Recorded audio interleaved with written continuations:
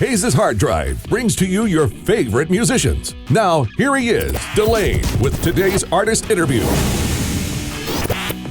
Today, my guests on Hayes' Hard Drive are a duo from Austin, Texas. They have a unique sound that mixes R&B, soul, funk, and the Bakersfield country of Buck Owens into a style that has been described as Hall & Oates meets ZZ Top. Welcome to the show, Anthony Farrell and Andrew Trube, Greyhounds. How's it going, gentlemen? Hey.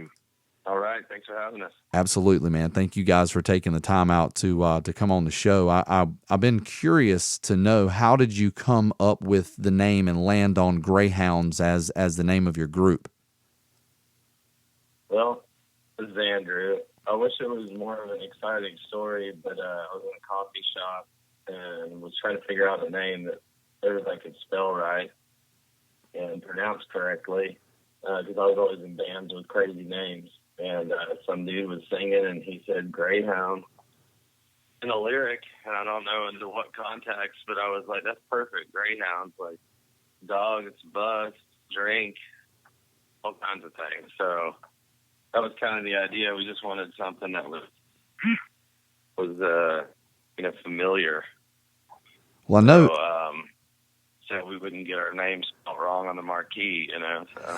Well, it's definitely something that is catchy and that people are very familiar with. And you guys have been. I guess it's probably difficult to, look back and say, all right, we've been hanging out, playing, writing, making music together for about 2 decades now. How did all of this come about? Because there's a really you guys done a lot of stuff together. How did you guys actually get together initially, and how did you guys meet?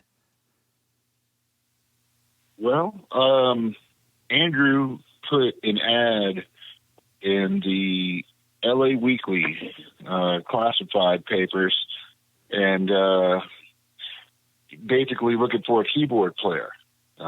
He had already been playing with some other guys, and they, wanted some keys. And I had, just gotten out of high school, and I never really played in a band before. I grew up playing piano in my house and stuff. And basically, a friend suggested to me, was like, hey, you need to get out there, play with some people, other people. And so I looked in the LA Weekly, and the first ad that I called was Andrew's ad. And I reached him, and I played something for him on the phone. And, we talked a little bit, and he was like, man, why don't you come down to this him and his friends worked at, out of this warehouse in the valley in LA, tramping down the valley. And he was like, yeah, why don't you come down there? We'll jam in the warehouse. And so I showed up. We got together and started talking about music and stuff, and hit it off, and just like immediately found some common ground, and that's what we've been doing ever since. Well, you guys, as I'm watching, I told you guys before we got on the air that I've watched a lot of the YouTube stuff, a lot of the live stuff, things that you've done together, and it seems that you guys have a really great relationship, not only on the stage but off the stage. It's you're up there, you're joking around, having a lot of fun, and it just seems like the working relationship doesn't ever really seem strained. I know there's always things that go on, but you guys seem like you have just a lot of fun together, performing as well as probably traveling around and doing the things that you do.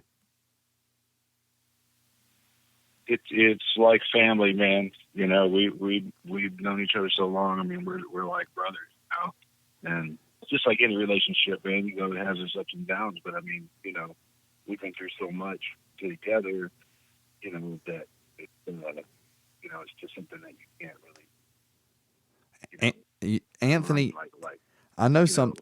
When you guys were just discussing, family and being on stage and doing that, and like I say, you know, watching you guys on stage as you're performing. But Anthony, I'm telling you what, man, when I watch you sing, it seems as though as you're singing some of the songs that you're doing on stage, that it's just effortless for you as you sing. Like that, just this monster of a voice is coming out, and it's just like, yeah, man, you're just talking in this, you know, kind of, hey, what's up voice. And it's and then, you know, Andrew, you're up there and it's the same way as you're playing your licks on the guitar. It's like, it's just, you're throwing down some monster licks and it's just like, yeah, man, no problem.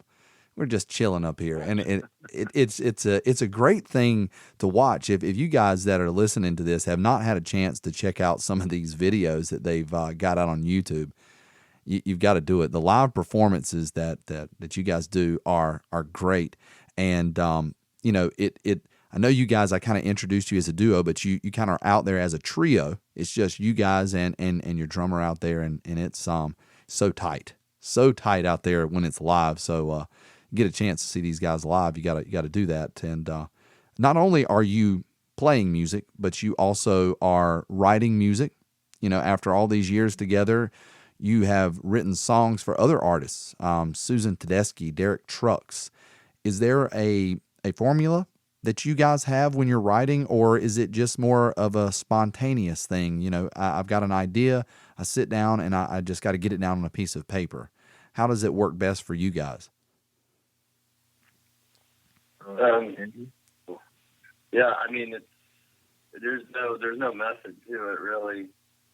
I mean, Anthony and I are always writing, regardless if we're like together or not. Like, and when we're together, we are as well. We bring a lot of things to the table. I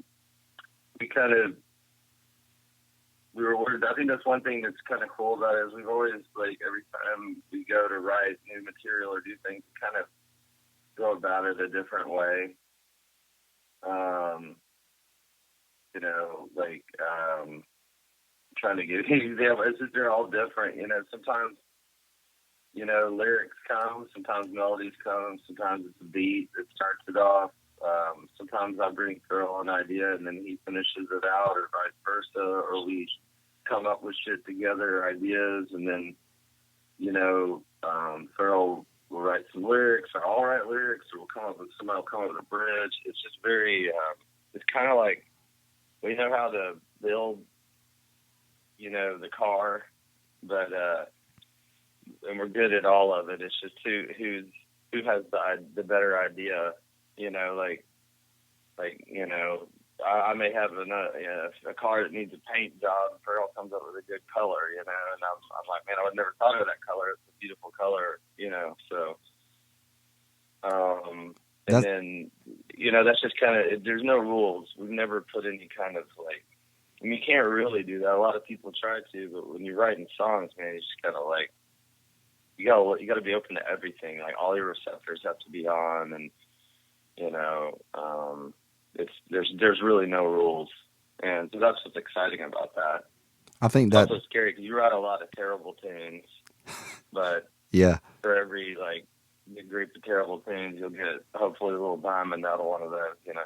Well, I think that's the benefit of. That's the key. Keep on doing it. Yeah, man. Yeah, I mean, and you guys have one another to bounce ideas off of, and when you're working with the same person, you know, you learn a little bit about one another, and sometimes the ego can go out the door. You guys sound like egotistically. It doesn't matter who does what, as long as it's a good product that comes out, and you work seamlessly in the writing process together. You know, I know one of the things that I find to be very interesting about you two is that not only are you working together, but from the late 2000s to about 2016, am I right? You were a part of JJ Gray's touring band, and I mean, I think that's interesting. You're working together.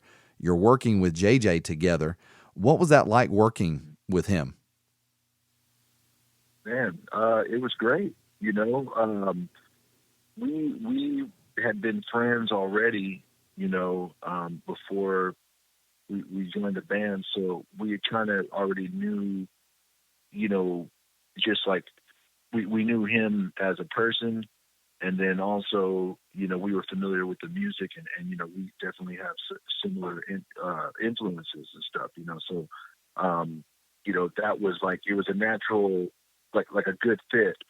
But I will say that it was a big adjustment for Andrew and I, because up until that point we had only been a 3-piece, and there's a lot of space in that framework, and then going from a 3-piece to a 7-piece band, you got to be a lot more careful about the space you occupy with everybody in the band. So it forced us to kind of figure out a new way of approaching the music, because it definitely demanded some subtlety. You know what I mean?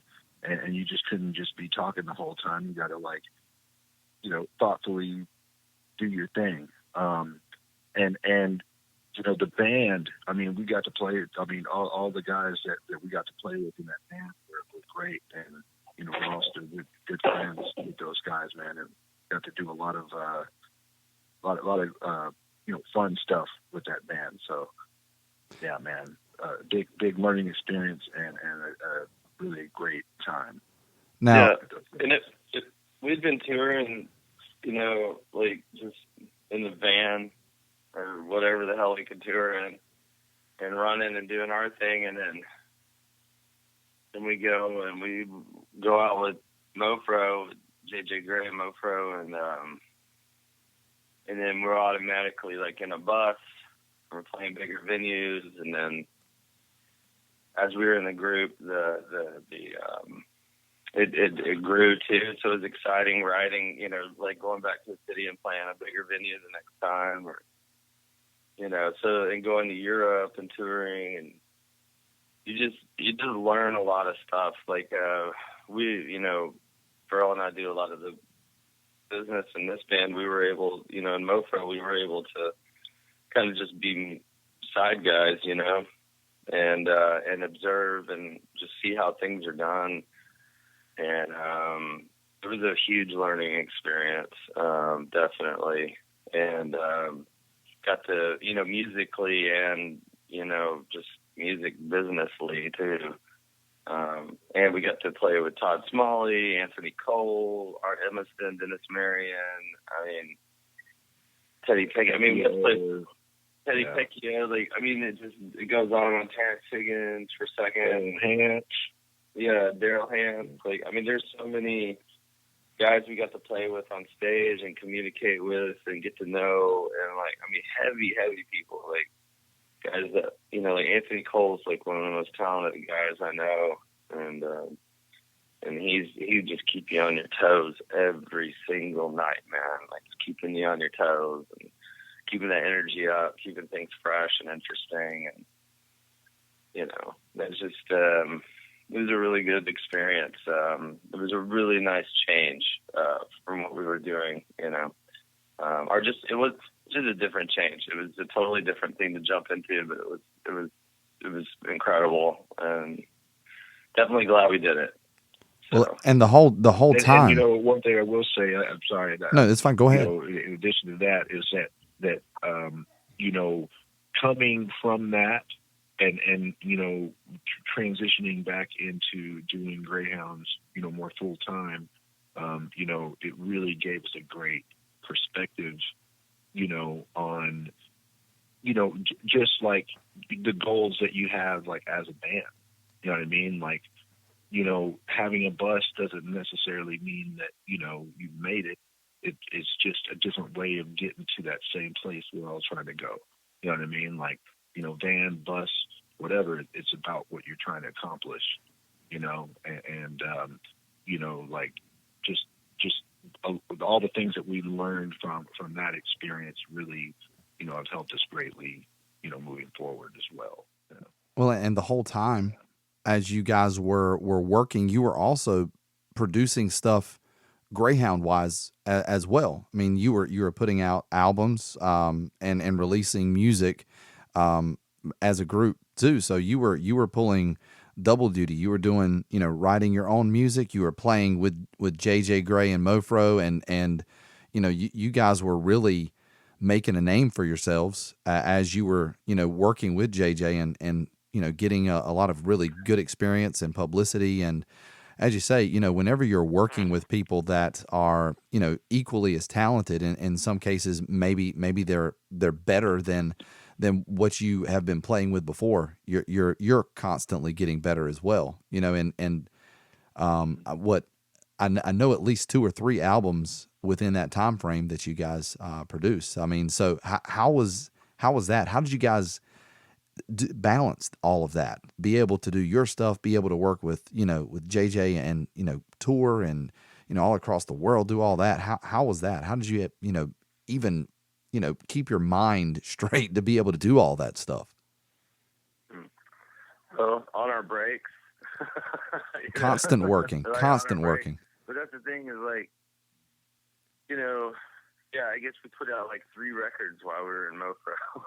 Yeah, I mean, Accumulator is one of those records that you guys put out, in 14, So, and that one, obviously, the music that you guys have produced, it's so good because I don't feel like you guys care at all about boxes or genres or anything like that. In the opening, I was talking about, R&B, soul, funk, even, Buck Owens kind of stuff. You guys have such a great eclectic sound, and it's nice that that you don't do that. You're not like someone saying, all right, you got to produce this album and this many songs, and it's got to be in this genre. Yeah, we don't. Well, go ahead, Farrell.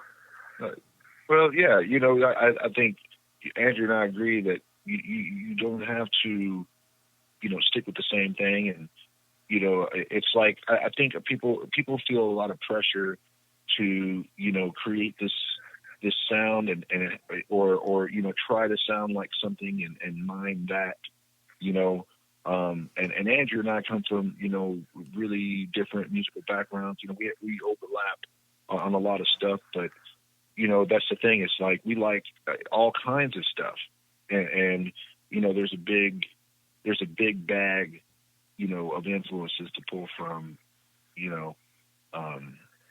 and keep it. You got to keep it fresh for yourself too, Yeah, and honestly, it's not. We don't have any control over it either, man. It's just what we do. We do have control, but like that's what I wake up, man. And I get to my day. Like yesterday, I wrote like 2 songs. Just because, I try to, and on top of that too, like we also work with other people too, like to keep things, to get ideas and stuff. Like Farrell's produced some stuff, I produced some stuff. We always figure out a way to like tie each other into it somehow, whether in some form or fashion. Plus, we have a studio here in Austin now, which we're real excited about that we're able to work out of, and we've been able to work with we worked with Doyle Bramhall Jr. I don't know if you know him. Yes. Yes. Clapton.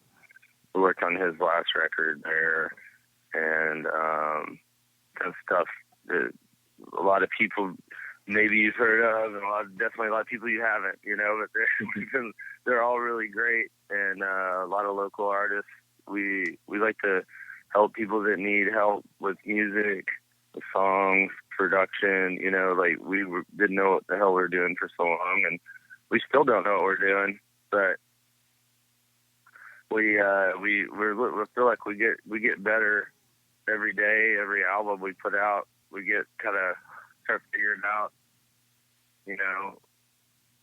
what we want, And yeah, being set in your ways is a surefire way to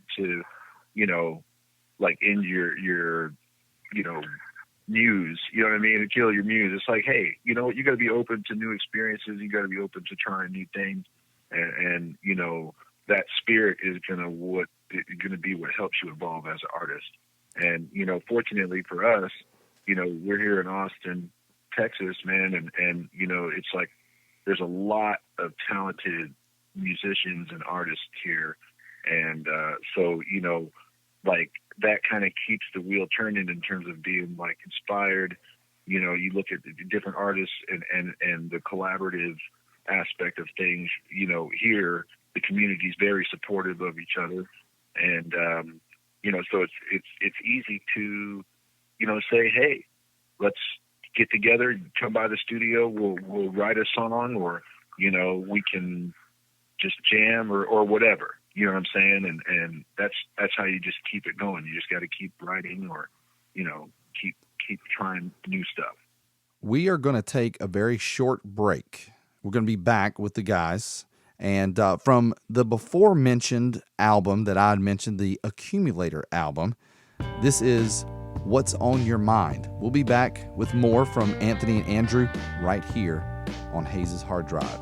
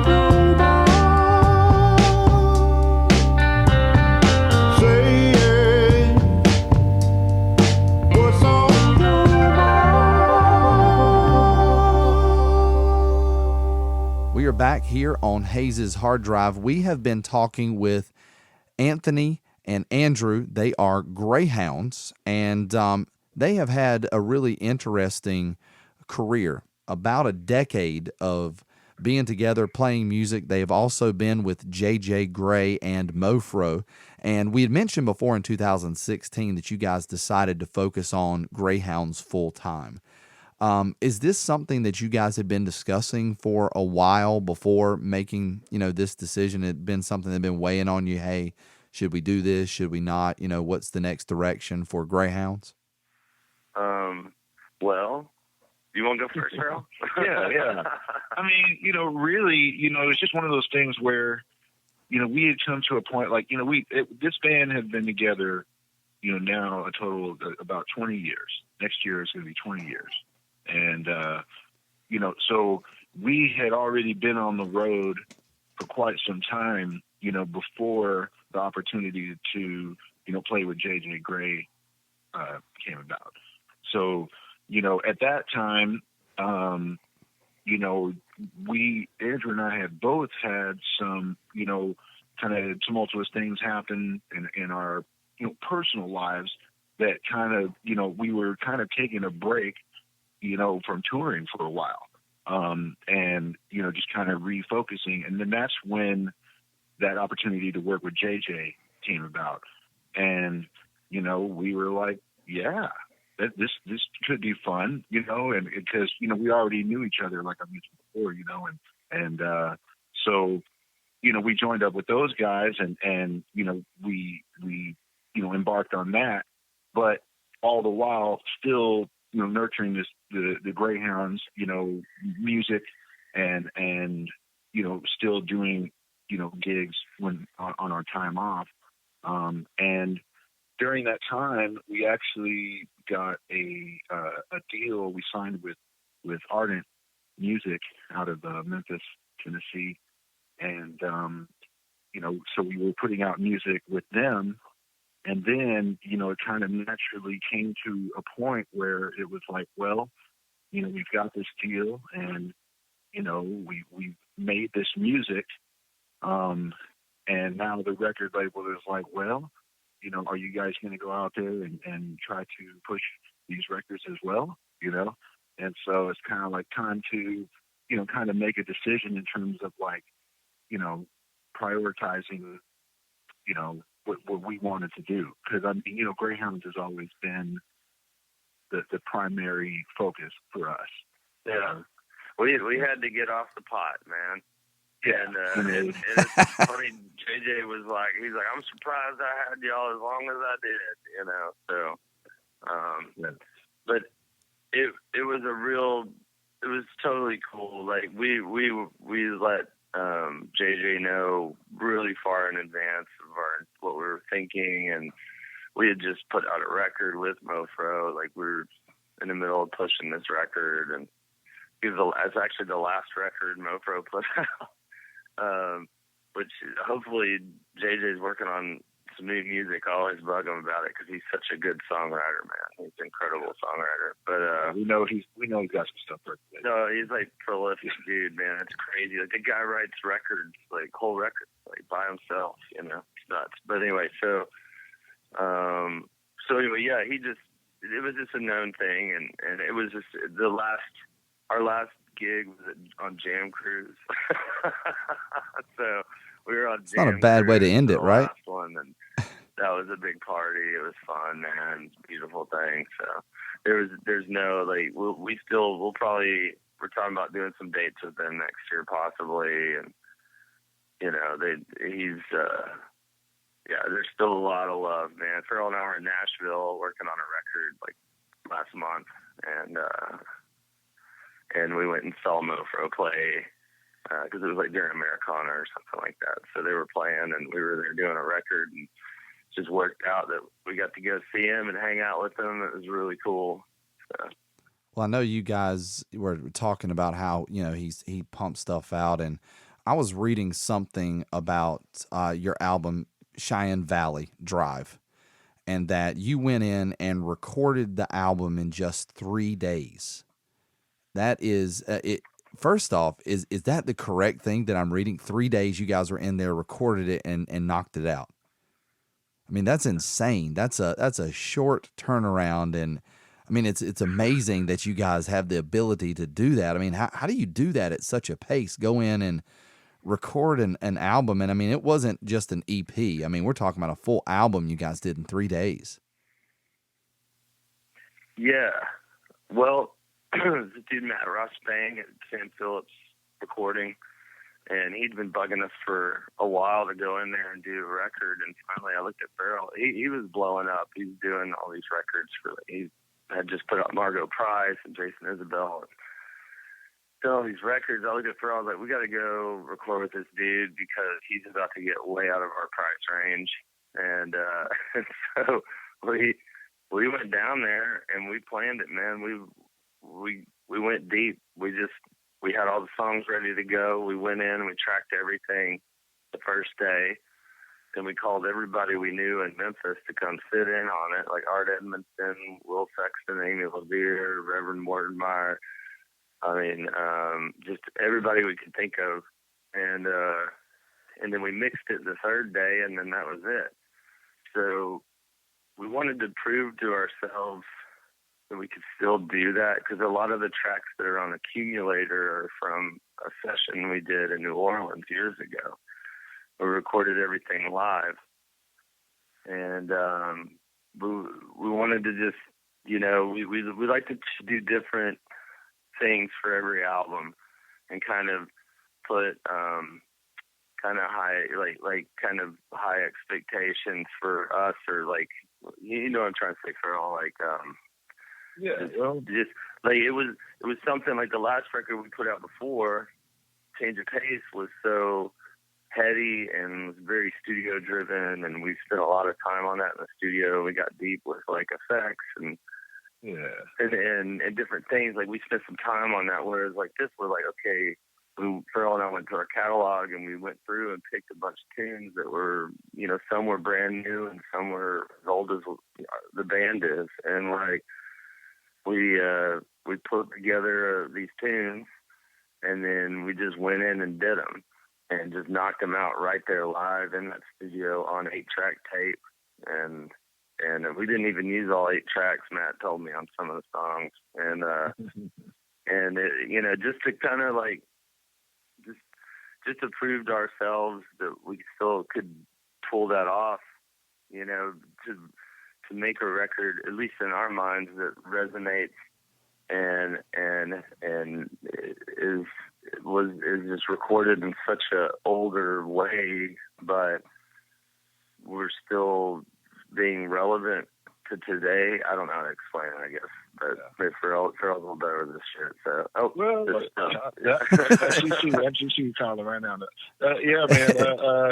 I mean, you hit the nail on the head, though. I mean, it's kind of like, on one hand, it's to prove to ourselves, like, hey, you can go in there and record a song in 1 or 2 takes, and get it, like you get it down, and the fact that we went to Sam Phillips Recording to do that, really, for me, it was perfect, because that's a studio where that's been like the style, and Matt Ross Bang, I mean, he's the guy, like, to capture, it takes a very specific set of skills in order to capture a whole band in a room, with minimal microphones, and make it sound good, So it's like it's as much a testament to, us like knocking out a take, doing that, our skill at just doing that,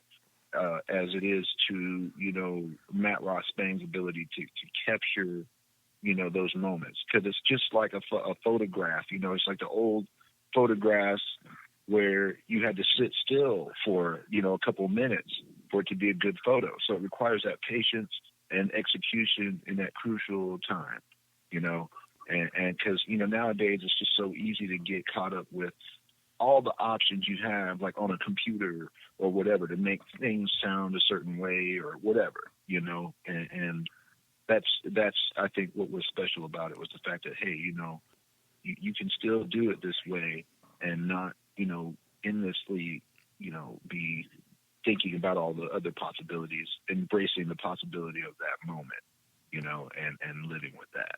Well, now, Farrell, you were telling me, like, speaking of like embracing that moment, you guys were telling me before we got on the air that one, you've released a single that was released like in September, the end of September. The name of it is Left Turn. And you were telling me a little bit about how that song came to fruition and what you guys did. And it was a really, really cool story. And I wanted to make sure that everybody heard what you were telling me about, how you guys, came about that. And it was kind of, in more of a spontaneous way that this song came about.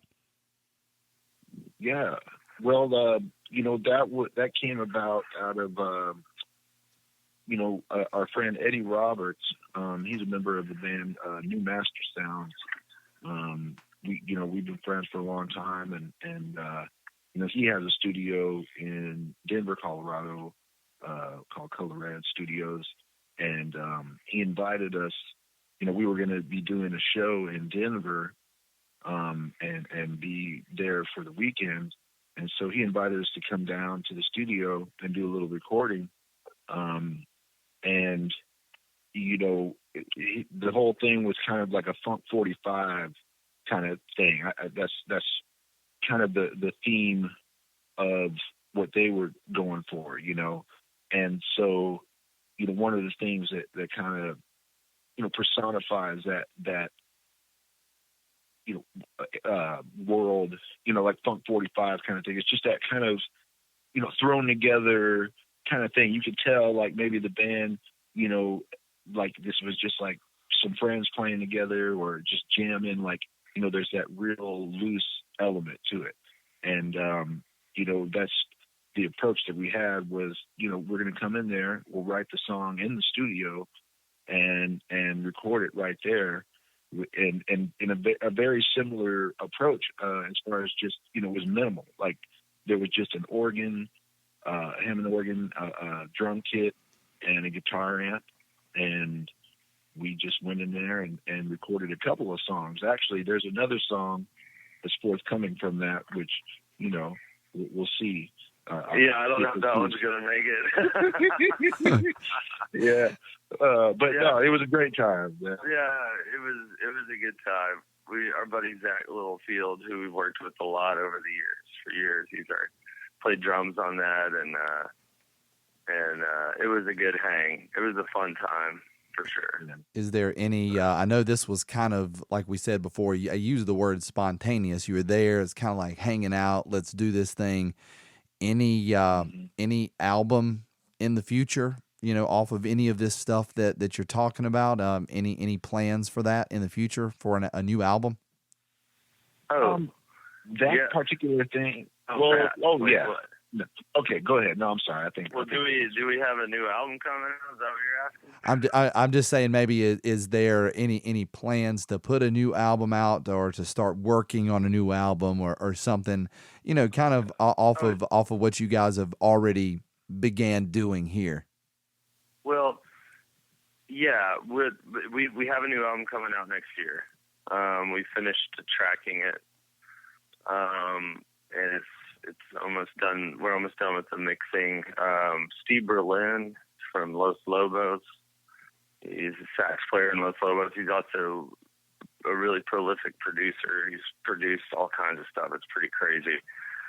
But anyway, he's another guy who's been bugging us for years to do something. And finally, he was like Los Lobos is playing in Austin. We're going to record. Book the dates. So, we have a studio here. So we booked the dates, and sure enough, we started working on a record. And again, that's Farrell and I went in. We went in for a few days a while back and just wrote. Like, just kind of put together, not just ideas and to about 42 different tunes, and then we whittled them down to what is on the record, and then just started adding to them, and build up this record, and then Steve Berlin produced it, and we're pretty excited about it. We've got a really cool artist doing the artwork on the cover, and and this artist that Jeremy Joel that Farrell and I really like, and you know, we're pretty excited about it. It's just, I don't know. Would you have anything else to say about it, Farrell? I mean, it's a pretty Farrell heavy record for sure. It's like, I mean, which is great because we've always wanted to do a Farrell heavy record, and this is like a really good time to put out a Farrell heavy record. It's kind of a heavy time right now. Is there do you guys have a projection? We'll play it, but hopefully it'll be on some movies. Are you guys projecting like, hey, look, this is when the album could possibly be released, or you might drop it, or you know, I know some of the artists and bands and whatnot, they're kind of, you know, they'll release a single here and there off of the album, and then kind of like, it's almost like they tease you. They're like, here's one. We'll let you have this one. And then they release another one a month later. And, you know, I didn't know if there was how you guys might unveil this or when it might come out. Yeah. Rollout strategy. Yeah. I mean, with every album, there's always got to be some sort of rollout. But I'm not a big fan of that.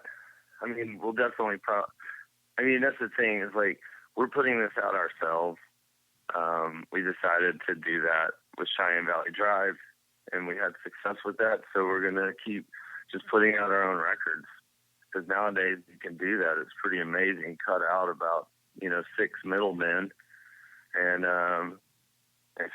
also you have complete creative, control over everything, over what it looks like, sounds like, how it's released, who gets it. It's just like, you can do whatever you want. You can put out whatever you want. You don't have to worry like, oh, is this going to be? You don't have to think about any of that. You just put it out. And so we, I know about the single thing, and people come up to us all the time. They're like, y'all should release singles, and it's like, we have released singles. Like last year we did some holiday tunes, and like, and then like that color red thing, but really, I mean, I'm an album kind of person, and I know Farrell's the same way. We're like album people. It's like if we're gonna do something with Hounds, like, we have all these special little things that we put out, and they do great, but it's for us, I just love albums, man. I love putting out records, and just putting them out, not like, we don't have the capital to like do the slow rollout anyway, so it's like it's just gotta be like album. It is rely on guys like you who are gonna interview us on your podcast or your radio show, or and people, just allies, like friends that understand the music and get what we're trying to do, and that's who we're going to. We're just gonna put it out like that, man. And just it's for our fans. The roots level of stuff. See us play, yeah, so. Yeah. Well, you know what? When everything starts to come out, you guys can find more. I mean, it doesn't matter about if it's the new album, if it's releases. You can learn more about Greyhounds by going to www.greyhoundsmusiccom. So whenever this starts to come through, tour dates, anything and everything you need to know, you can go there. You can also find them on all the social media outlets by just looking up Greyhounds. And guys, man, I appreciate you guys coming on the show, sharing everything. And, it's awesome to find out that people are still doing things at a roots level. And you guys are really, I feel like you're so nostalgic about the way you do things. And I appreciate you taking the time out to come and talk to me today, guys. Oh, hey, thank you so much for having us on the show. And yeah. Absolutely. So, you know what? Yeah, we've been talking about. Did you get that Hayes is hard drive? Oh, man. So, all right. Everybody that's been listening to the show, by the way, I have talked about this multiple times. And I try to get, liners from different groups and whatnot. And usually, it would be, hi, this is, whoever it is. And that's it. I just get a voice clip. But when I got yours, I was like, wow, this is great. I don't have to even put production behind it. It's already done. These guys are awesome. But man, I'll play it for people and they laugh. They're like, Hayes is hard. It was awesome, man. So yeah, not only that, every time that I'm playing your tunes, that's what comes on before it. So everyone else that listens to the show gets a chance to hear your production. And by I've never said that out loud to anyone, so maybe they think that I'm taking credit for making such a great liner, but that was all these guys right here. They're the ones that did the liner, and they're the only group that's ever done it, and no one else has done it. So, but well, this is the only show we've ever done anything like that for. So, well, I mean, I feel special now. I'm really glad you got it, man. So, oh yeah, it was great. So you know what I'm going to do? I'm going to play your new single that we've been talking about, Left Turn. And ladies and gentlemen, it has been such a pleasure. I've been talking with Andrew Trube, Anthony Farrell. They are Greyhounds right here on Hayes's Hard Drive. When the words don't come to mind, we all need a little help sometimes. In the lab, blowing smoke rain.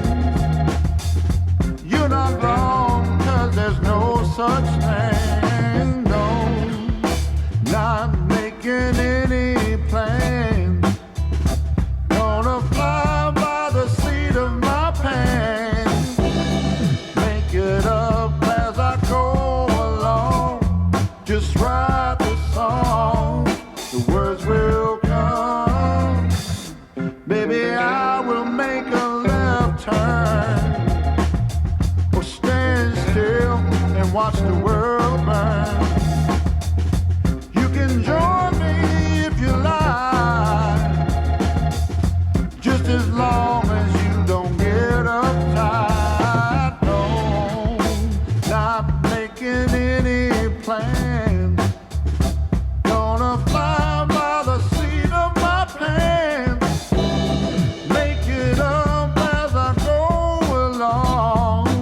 Write the song. Oh.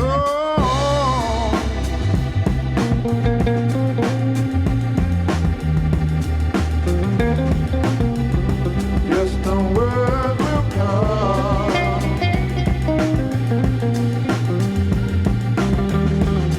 You gotta believe.